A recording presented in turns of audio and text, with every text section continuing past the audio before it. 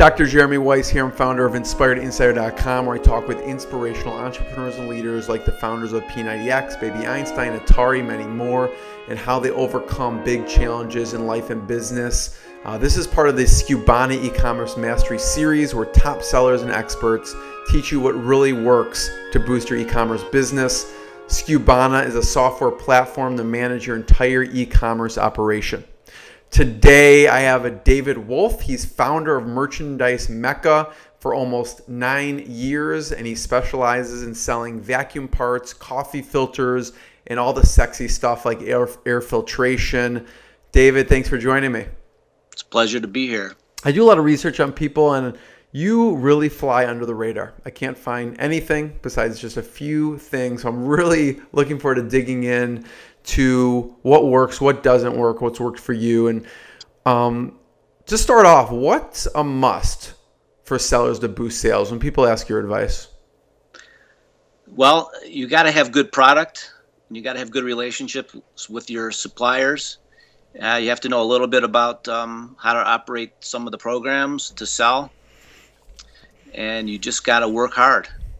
What are some of the best questions? Do people, do you have a network of people that you turn to with, like, in the e-commerce world? I have a couple people that I talk to. I had a friend of mine who has owned a central vacuum cleaner website for 15 years. And he's the one that I kind of got interested in selling online from. And I would throw things by him. And he didn't really much care about me competing against him. So he just, any question, he answered it. And that really helped get me started. Yeah. What good advice did he give you early on when you were getting started? The best advice is that content is king. So when you try to sell something, you can't just throw out a one-sentence description and expect people to buy it. And so it's pictures and descriptions are critical. And price, believe it or not, is much lower on the list. Really? So do you do certain things to build a really good description? What kind of components go into that for you? Well, I order everything. I don't put stuff online before I actually have it in stock. So I bring it in. I take it out of the package. I see what kind of quality is. I really try to sell stuff that's not going to come back. So I want quality products here at all times. And then I look at what the manufacturer has put on the package to see, and I'll use that. I'll go to the manufacturer's website, see what they say about it. Then I'll go on to eBay and Amazon, and I'll look at other sellers' websites and see what they say about it. And I'll look at everything, and I try to rewrite it the best I can. And just, do the product features, the description, the call to action, everything. And price is important. I try to price it fairly, but I always kind of felt that if I had all that other stuff, that it would sell. Yeah. It does. Yeah, it's a lot of like copywriting and marketing that goes into it. Do you find any specific types of call to action that have worked best throughout the years? Well, I try to make sure that after I've looked at the product and I like what I see, that I do call it a deluxe or a premium, something like that, so they know that it's not garbage. And then I try to let them know, like if it's a vacuum cleaner filter, that you need to change it every 3 to 6 months. Education. Make sure you stock up. Just real simple things. Yeah. And they seem to work. So what else works for you to boost sales that other people should be doing? We sell on multiple platforms. And, I just try to offer the product in a 1-pack, and I do a lot of bundles and kits. So I'll sell it in a 2-pack, a 4-pack, an 8-pack, give people a lot of choices. And then I'll put it in kits with, if it's a vacuum cleaner, I'll sell the vacuum cleaner with extra bags and extra parts. We're adding extra value and trying to keep it around the same price. And that seems to interest a lot of people. And it's really hard to pull the price out and for people to really compare it. So it does seem to work. Yeah, the kit. So it's sort of like a one-stop shop for whatever their need is. What have you found is a sweet spot for like 2-pack, 4-pack, 8-pack? What do people like to buy? Well, it's interesting. I sell a lot of vacuum cleaner bags. So you'll get these packages, you'll get these commercial cleaning companies that'll buy cases of bags where you'll sell them, you'll offer them like 500 bags. So you have that kind of niche. And then you have just sort of the regular homeowner that just wants to get it really fast. So they'll just buy and just don't want to spend a lot of money. They'll buy just one pack. And then we kind of, usually there's a middle of the road person that'll buy maybe 4 packages, maybe 20 to 40 bags total, something like that. So that seems to work really well. The guy, there's not a lot in between Have the you middle do and the high. you also sell to the big companies like a 500 bag or whatever? Yeah, It is? you'd Yeah. be surprised how many big companies actually buy on eBay or Amazon. Just you'd be really surprised. Wow. So what about things to avoid? What mistakes should people avoid with their e-commerce business? Well, I do a lot of talking to my suppliers to try and find out what other people are selling. I Yeah. just ask a lot of questions. And so I'm really careful about what I buy, and I'm really careful that I don't overbuy. And that's really important because I've had situations where I think what is a great deal on something, and I'll buy 1,000 of it, and I'll be looking at it 2 years later. And I might be looking at it in the dumpster 2 years later. Right. That's painful. Yeah. That's money throwing out. Yeah. Yeah, that's a real pain. So what's some interesting things that your suppliers have told you throughout the years that have helped? I've developed relationships with some of them to the point where they'll tell me things that maybe they shouldn't tell me about what's coming up, what a new product is, don't buy something because there's going to be a sale on it. Just building those relationships has helped me a lot. They tell me things that are very important and save me money and make me money. That's interesting. So relationships are huge. And so there's certain ways that you keep up with people, like relationship wise, or you have a process for that I'll call these people just to check in every so often, or what do you do? That's exactly what I do. I will either call or email no more than 30 days out. Even if it's just, hey, just checking in on you. And most people use email, and they don't want to be bothered with a phone call. That's not a sale. So I'll do email. And for Right. those who I know don't maybe check their email regularly enough, I'll give them a call and just say, hey, just check it up. Anything new I should know? Yeah. And it really, really helps. So you've been doing this for almost 9 years. What other mistakes would you tell your old David self to avoid? David gets a little shopping addicted sometimes, Okay. and had to really calm that down. You just get sometimes so motivated to build up business that you think you have to bring in all this new product and new inventory and do it all at once. And then what ends up happening is you'll bring in 10 or 20 new products, and then it'll take you 30 to 60 days to get them listed. So you have just essentially idle dollars sitting in your warehouse.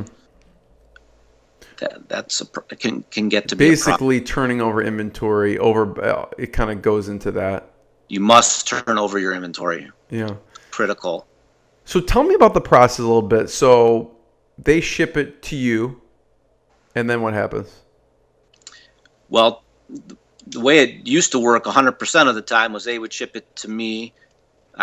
Sometimes it would just be a sample, but if I knew what it was, I would just bring in a whole batch of it, and then I would get it listed. And I really started out on eBay. That was my first foray into online retailing.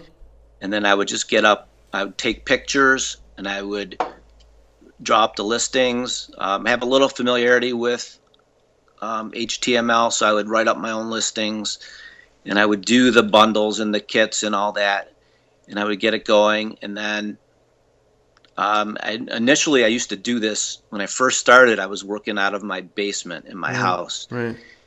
and that was very difficult because I was bringing inventory I was getting UPS dropping it off on my driveway, or I'd go to a supplier and pick it up. And I'd have to be bringing cases of product, heavy product, down into my Oh basement. God. And I was just, I found really good software program initially to use to print labels. And I was printing the labels and doing the orders and then dragging the merchandise upstairs and taking it outside to the front door and waiting for UPS and USPS to pick it up. Today, I'm in a 3,000 square foot facility, Right. and so we just download the orders, of course, using Skubana, and manage everything with that. And the orders come in, and it's really almost as simple as pressing print, and the labels print out, and then the order pours and set up to go out. Yeah, I want to talk about Skubana and because you can go with a lot of different software packages, and you've been doing this for a long time. And first, I want to go back to those basement days. You know, that most people start there. You know, just getting it in their basement, packing, shipping it themselves, carrying heavy boxes. But I want to back up one step in. So, what were you doing before? I know we were talking, and you worked for 17 years somewhere. What were you doing? I was working for a distributor of floor care supplies, about 20 minutes from my house. And I was a buyer for them, actually. So I was very familiar with the floor care industry. I was buying a lot of items, vacuum cleaners. We were selling tons of vacuum cleaners and tons of parts.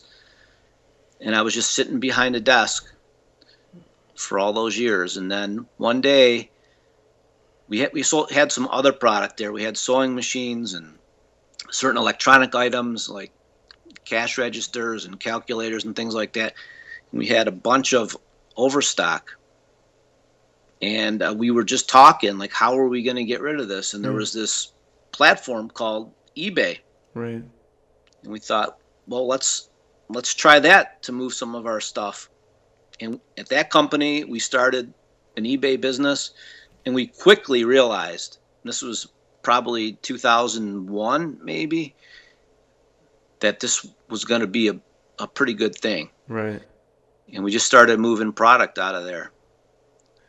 And it was kind of touchy because we were a wholesale distributor, but then we were selling retail. Right. This is just a few years before it became kind of mainstream, where pretty much every manufacturer sells directly to consumer and wholesaler does. But at that time, we really tried to protect it from other people knowing what was going on. But I was kind of overseeing that whole process. Yeah. So what point do you decide, because it's a tough decision, you're somewhere for 17 years, you decide, I'm going to strike out on my own? Well, the economy was starting to get a little shaky. 2005-ish in Michigan in particular, where we had a good stronghold there. And it was a year or two before it really kind of took over the rest of the country. We saw it. We definitely saw it. And business started to decline. And I had young children, and I saw that my income was probably not going to be what it was, and I needed another way. I knew I was going to need another way to make money, because I just didn't. We had so many things going on at that company that I didn't have control of. Even though what I was doing was still doing pretty well, I just didn't think that the company was going to be able to survive. Company as a whole you saw it going downhill. I saw it going downhill, and I said I got to do something myself. So I wanted to do something myself that wasn't in competition with my employer. And just by chance, we had gotten a dog, and we wanted to put up an electric fence. And a friend of mine told me, go to this company, and this is where you buy it. So I go and I buy the electric fence, and in the package, when I open it up, is a letter there saying, we're always we're always looking for dealers. Hmm. And if you're interested, give us a call. And I gave them a call, and they told me how they operated, that they drop ship. And this was actually kind of new to me, that a company was actually going out and soliciting, and that you could actually make a profit on selling their items. Mm-hmm. And so I started just doing a little eBay myself with that, with my own store name. And then I paid somebody. I think I went on to like elance.com, some website where you hire a freelance designer, and they helped me make a website, and we called it petstuff.com.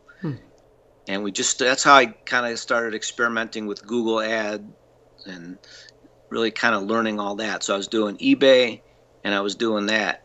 And so I saw for myself that, yeah, you can make money online as just a single person trying to do it. I didn't need a whole company behind me. Did you build up the business before you left the previous company, or what was that transition like? I had been building up my eBay business to the point where I had a really good amount of feedback, which is really, really critical on eBay, is getting your feedback, good reputation. Mm-hmm. So once I did that, I could probably sell anything. But you really want to go and you want to sell something that you can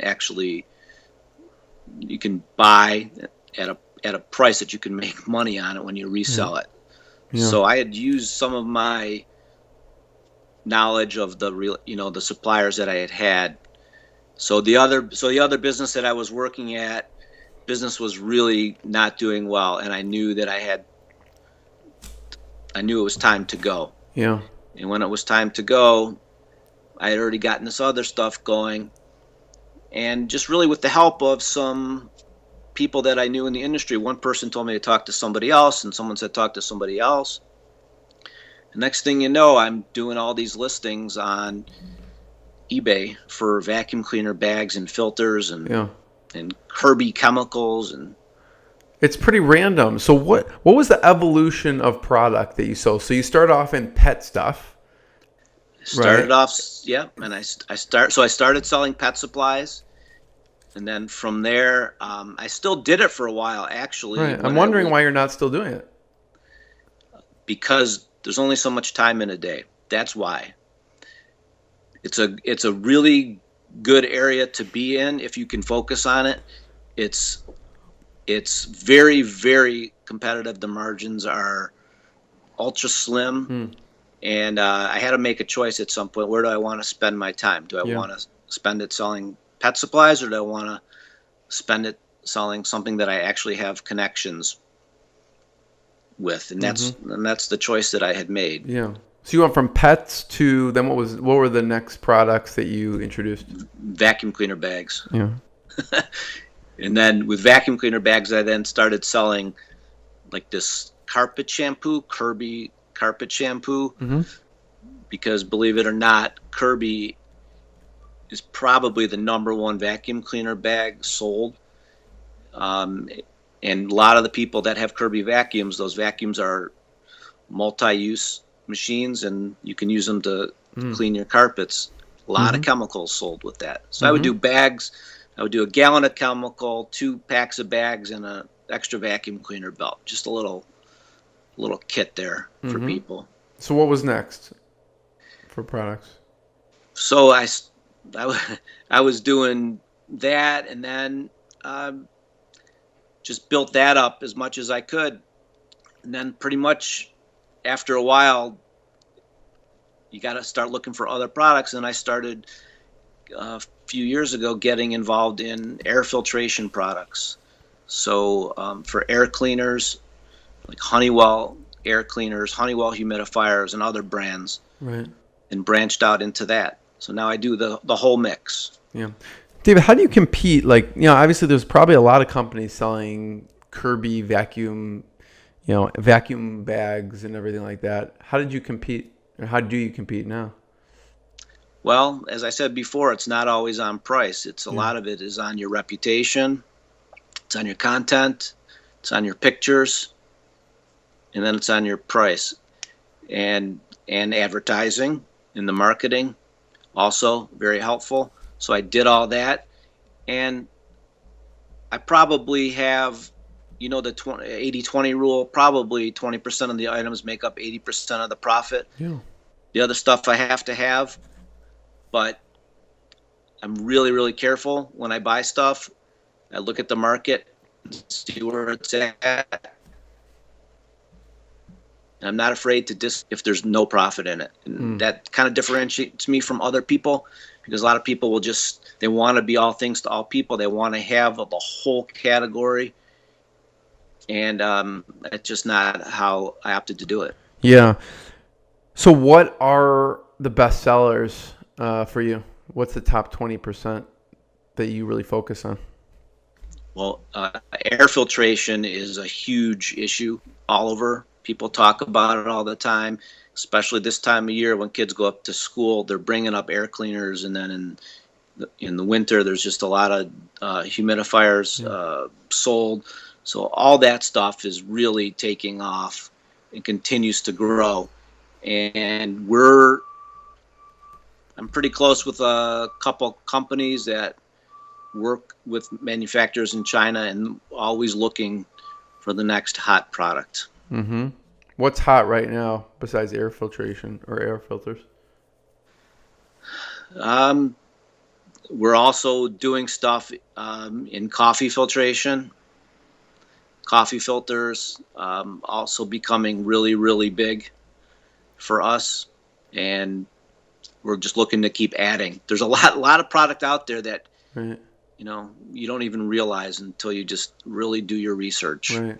Yeah, that's what's interesting, because there's so much you can do and sell even within a certain industry. What's your criteria for, okay, because you're doing all this research, okay, I'm going to move forward with this and start to try and sell this? The criteria is pretty simple. It's got to be something that retails, hopefully, I try to get my average retail at least to $20. You really want to be higher than that, so you can make a little bit of money on the sale. You want it to be light, and you want a lot of demand, and you want it to be good quality because you don't want it returned. So I keep my returns very low, try and keep that overhead low. Mm-hmm. What works for you, like you said, to compete? Advertising and marketing is huge. What do you do that works as far as the marketing and advertising? Well, over the past couple years, Amazon has been just really huge for us. Mm-hmm. And we're kind of learning the ins and outs of it. It seems to change, and always there seems to be a lot more people selling on it. So what do you do? So we've been doing a lot more of the Amazon advertising within Amazon, and just drawing people to the product that there's not tons of competition on, but we feel that there is demand for. And so we can be a little bit higher price on it because we're directing them right to our page where we're selling it. We try to make sure that, again, the content is there, the pictures are there, and it's fair priced. And then they see our reputation. We have a 99% satisfaction rating, which is really, really high on Amazon. So you're able to convince people that it's okay to buy from them. It may not be Amazon, but it is a legitimate company. Yeah. So, David, what's the toughest part about the business? Probably the toughest part is just trying to stay efficient and just do things as efficiently as possible, process the orders as fast as possible and accurately as possible, get the product here quickly, and then get it back out the door real quick. Yeah. That's a challenge. So tell me about, because obviously you've put systems in place and software since your basement days. What kind of things do you have in place now? Well, I'll just tell you from the beginning, we did not have very good inventory management. The inventory management was right up here. And then it went to kind of spreadsheets, and that was really, really tough. And then we were doing like cycle counting and yearly inventory just to make sure that everything was what it should be. But it was terrible. It was absolutely terrible until I became familiar with Skubana, actually. And that program has been just a huge factor over the last 5-6 months. It's really changed everything. It has simplified the whole process that we go through, from ordering to inventory management to order processing, labeling, everything. It's been great. Yeah. I think it's important to talk about, I don't want to make this like a Skubana commercial or anything, but I think it's important to talk about within that some of the processes that it breaks down. So and obviously you probably looked at a variety of solutions before choosing one. What systems does it have within it that everyone should look at, whether they use Skubana or anything? What does it do for you essentially? It keeps track of my inventory as a whole, and then it communicates that information to the various platforms that I sell on. Mm-hmm. So if I have 100 of something, it tells all the other platforms that he has 100 for sale. Mm-hmm. And if I sell 10, it takes 10 off of all of them pretty quickly. Yeah. So there's no overselling. Yeah. And that was a problem before. Really? Because overselling can be a problem because you don't want to disappoint your customers and you don't want to get a bad reputation from them. So that is something that other pieces of software just didn't really do, and if they did do it, they didn't work as well, and they were too expensive. And I'm a kind of a small business, I would say, small to medium-sized business now, and it really was unaffordable before. So, and I don't know what you share as far as this goes, but to give people a sense, what volume or numbers can people kind of put on? What does that mean to you, like a small or medium-sized business? Well, I would just say this, we're a multi-million-dollar company.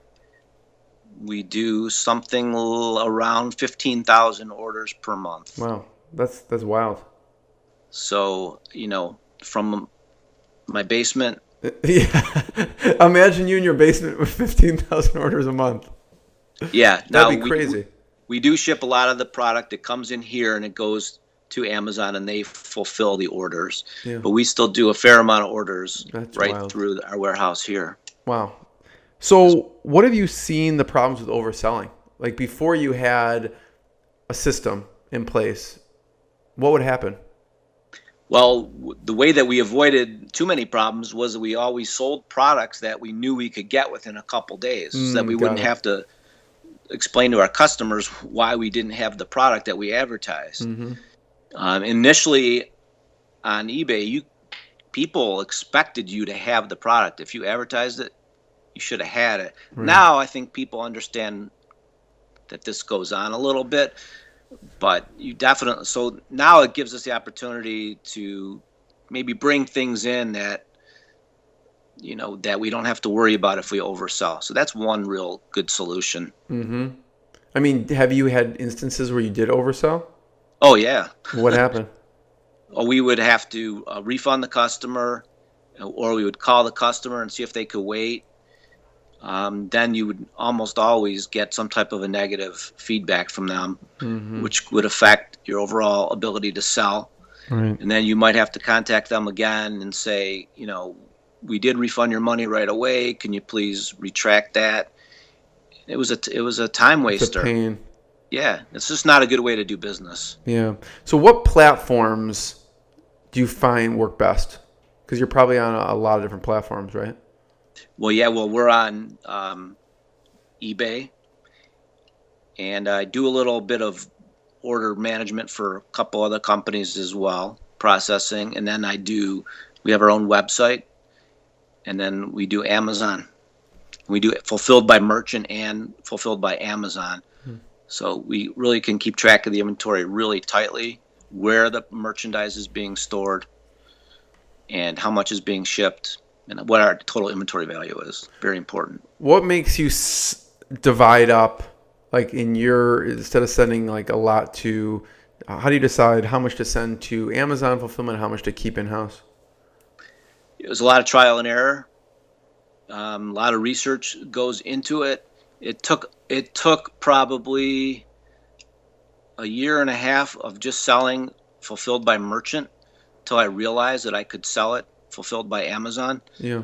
That was even possible. It seems like such a tough process to go through. You have to label product, and you can't really screw it up. And then you have to put like small labels on the product, and then just get everything exactly right. It just seemed a lot more than we could handle. And then we noticed how some people, their feedback ratings were just going up and up and up on Amazon, and they must have been selling so much more than us. And how were they doing it? And just more research just took us to, we have to try this. Right. And then we did it. And you would send maybe 20 of something, and then it would sell real fast. And then you went to 40, and then to 100, and then pretty soon you're sending 1,000. The numbers get pretty staggering. Right. I think most people wouldn't realize the volume that gets sold by Amazon. It's remarkable. It's really eye-opening. So did you find the press to be easy? Because don't they label it and do things like those little things for you, or do you have to do certain things in-house before you ship it to Amazon? The fees that they charge to do that are probably twice as much as it would cost me to do it. Got it. So every time that I would see them charging 20 cents to apply a label, I would say, well, a label costs me a half a cent, and the printing is maybe a half a cent.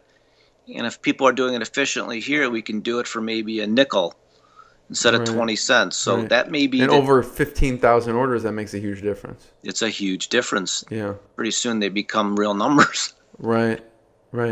So how many staff do you have to have? Well, I have 4 full-time people here, and I have 2 part-time people. Yeah. And then you deal with the normal things that you deal with: turnover, days off, vacations, sick days, all that kind of stuff. It makes that 20 cents on Amazon not look so bad sometimes, right? Exactly.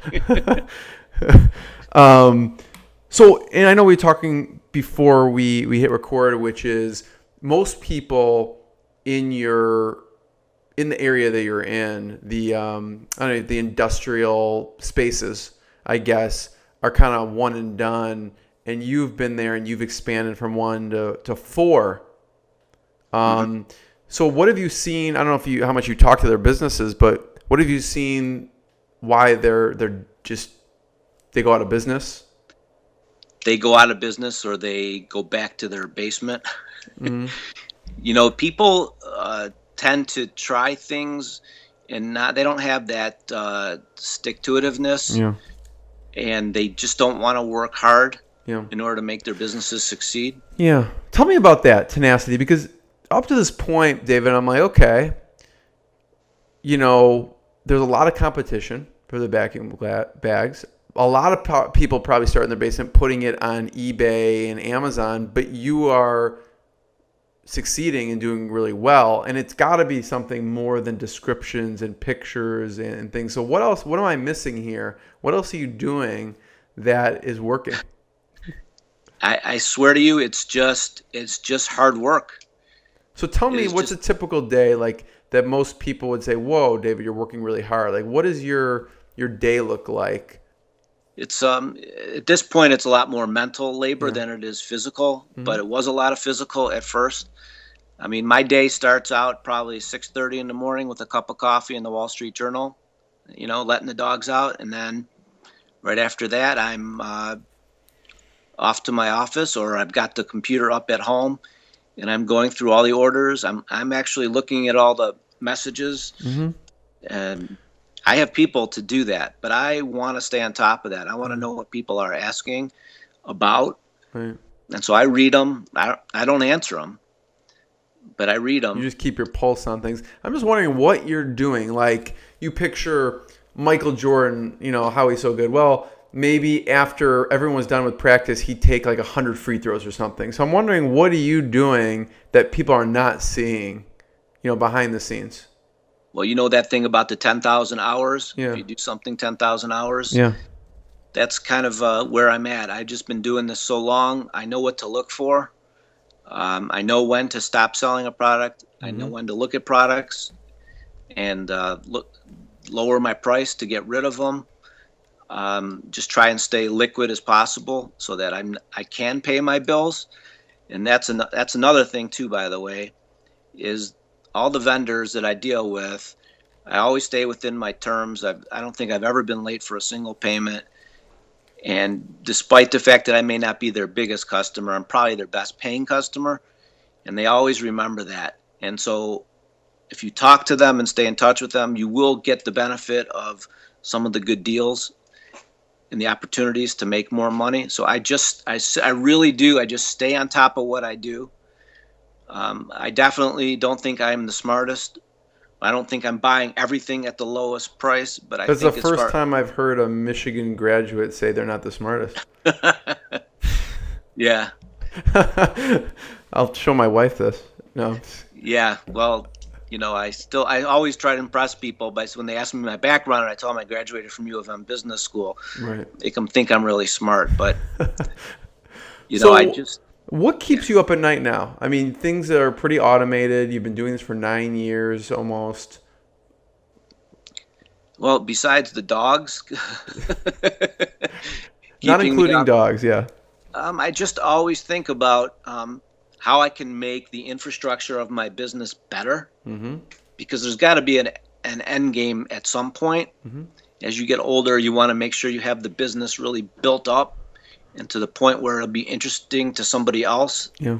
I'm not ready to be done by any stretch, but I think that you want to think about that and think about how you can build the business up so that one day you can pass it on to somebody else. I don't think my kids want it, so I do think about, okay, well, what am I going to do What's like an exit so that strategy? all the processes are working. Right. So that's a good point, David. What infrastructure do you have in place now that you think is really essential? And then what do you think is the next level for you?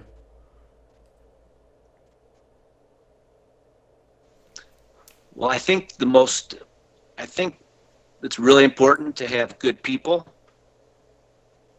Yeah. And I think I'm at that point where I have really good people. And just the process now with the inventory management has really improved. And then, of course, keeping good product here and then keeping good relationships with my vendors. So if I have all that, I think that I'll continue to do well. So anything in the future that you're looking at as far as infrastructure that you think will, make things even better?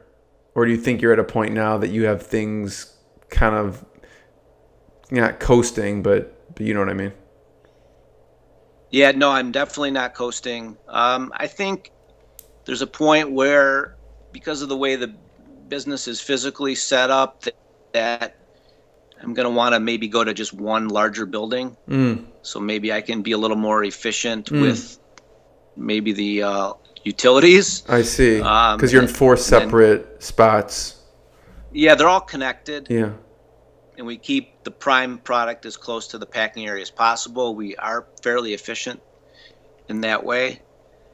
And maybe there may not be as efficient to do that because maybe it's just going to be too costly to move and too costly to go into a more modern facility. This is not modern, but it's definitely not,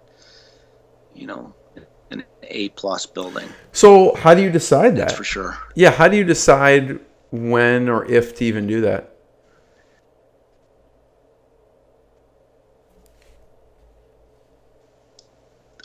Well, I've been thinking about it. We've been really kind of bursting at the seams recently, and so that makes you think, well, you should maybe keep your eyes open for a good location.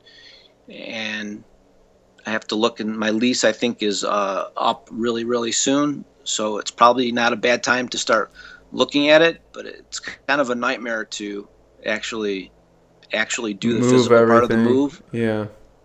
You probably You probably have so much tied to the address and the shipping and everything, it'd be kind of like a logistical headache that you don't want to deal with. What other systems or software, like is there customer service software or other things that you're using in your business that'd be helpful to mention?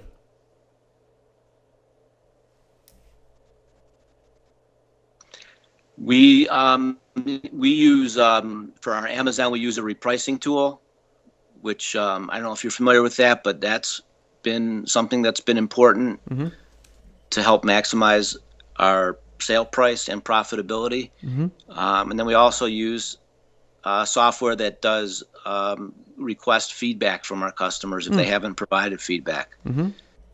And again, with Amazon and eBay, the higher your satisfaction level is, the more business you're going to do. Right. So we keep those numbers, like I said earlier, at 99%. And it just really, really helps. We have an advantage over those that are less than that in terms of search relevance. Very, very important. Yeah. So what do you use? What software? We use a program called Feedvisor for our repricing tool. And then for our feedback, we use Feedback 5. Nice. There's other companies out there, but those have been really good for us. Yeah. So, David, I love hearing the journey, from the basement to the 4 warehouses. Since it's the Skubana e-commerce mastery series, my question is, what are some of the best tips? We talked about a lot of things. What are some of the best tips that people can take action on now to increase their e-commerce business? What should we leave them with? Well, probably the most important thing is part of your question, which is what do they need to do to take action? And you have to take action. You actually have to do it. You have to go ahead and you have to try it. If there's a product that you want to try because you think it might be good, I think you ought to try it. Don't bet your life savings on it, but try it and just think about what your liquidation price would be before you do it. Right. And that's what I always do. And can you afford the loss? So that's one thing that I do. Ask a lot of questions. I simply ask my suppliers, are other people buying this? And that's a great question. You get a lot of feedback from your suppliers. And then just any risk that you take, just make sure it's calculated. Just, don't take out a year lease on a building if you're not sure you can make it. Do a month to month and pay attention to your business. Yeah, that's a good point. The suppliers are the ones selling to all these people. You might as well just ask them what are the best sellers and what are other people buying that would be good. David, where should people check you out? What site should we send them to online? You can check me out at merchandisemecca.com. It's merchandise, MECCA.com. And then you can check out our store on eBay, which is Merchandise Mecca, and also on Amazon. If you just type in Merchandise Mecca, you'll find in the search bar, you'll find our products. Yeah. Why do you think, what I find interesting, David, why do you think that other vacuum cleaner, people selling vacuum parts online are just giving each other advice and there's not like a cutthroat nature to it? Well, don't believe that there's not a cutthroat nature because there is somewhat. But there's some really good guys out there who realize that the market is huge and they're not going to get 100% of the business. And so they just don't worry about it. Yeah. And they're getting their own and there's actually there's some really good people out there. Yeah. There really are. So it's very interesting as far as that goes. So I want to be the first one to thank you, David, so much. This is probably as much out there on the internet of you probably that there ever will be, maybe. So I appreciate you taking the time. It's a pleasure to be here, and thanks very much for having me. Thank you. Okay, take care.